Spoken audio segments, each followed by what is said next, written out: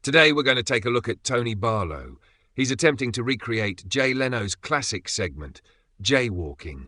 You know, the bit where Leno or a sidekick would interview 50 to 100 random people on the street and then cherry-pick the 3 or 4 silliest responses for the evening show. Now, what you didn't see, the dozens of reasonable, intelligent people who gave thoughtful, articulate answers. Those just didn't make the cut, because, of course, reasonable isn't funny. Mr. Barlow? He's trying to do the same thing.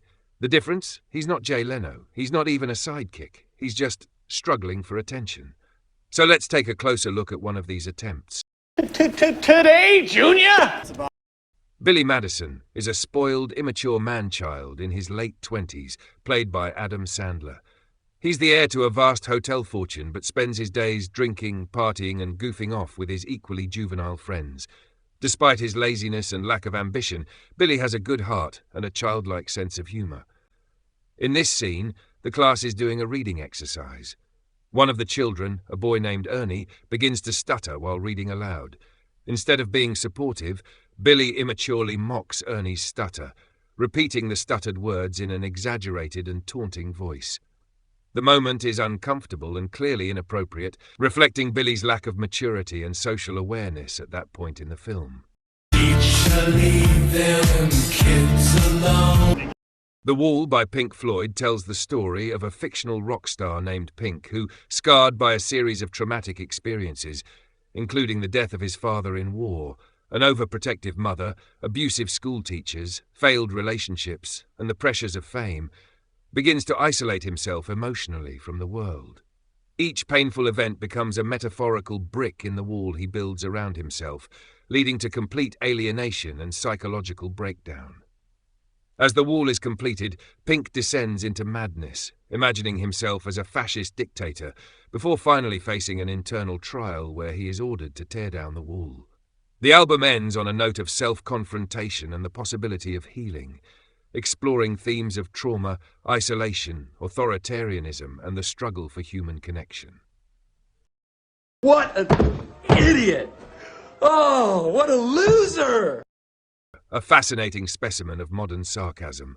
This individual arms himself with a repertoire of pop culture clips like Billy Madison mocking a stuttering child, Chaz Reinhold shouting, "Ma, the meatloaf!" or the nihilistic chorus of "Another brick in the wall" to dismantle opponents in debate. The humor? Weaponized. The references? Questionably timed. The subtext? Deliciously ironic. Let's dig in. By using Will Ferrell's "What a loser" in his bathrobe as a comeback, the quota reveals a Freudian tangle of projection. He identifies with the chaos agent, Chaz Reinhold, who lives with his mom and crashes funerals while pretending to be an apex predator of insults. By channeling Billy Madison, a man-child who mocks children and eats glue, he's not just insulting others, he's performing a digital ventriloquy of his own id, crying out, "I too am a clown." The wall he builds from sarcastic references is no different from Pink's, 1 brick per quote, alienating himself from genuine connection while hiding behind absurdism. So yes, every time he mocks an opponent using "what an idiot," the mirror flashes. And the person truly being roasted may be the man in the robe, yelling at the void, eating meatloaf alone. And remember, don't be a Barlow. Don't desperately seek attention without the cunning, smarts, and actual skills of Jay Leno. This has been a production of The Finkel Dunking Show. I've got some bad news for you, sunshine. Fink isn't well. He stayed back at the hotel, and he sent me, his trusty surrogate AI, to handle things from here. Now I've got a simple mission: find out where you folks really stand. So here's what you're going to do. Step 1, click that like button. Step 2, pick one of these 2 videos right here. Don't overthink it. Just go with your gut. And step 3, the big one. Tell 2 friends to come back to the show. That's right. 2. Not 1. 2. Because the Finkel Dunking Show isn't just a show. It's a movement, and it starts with you.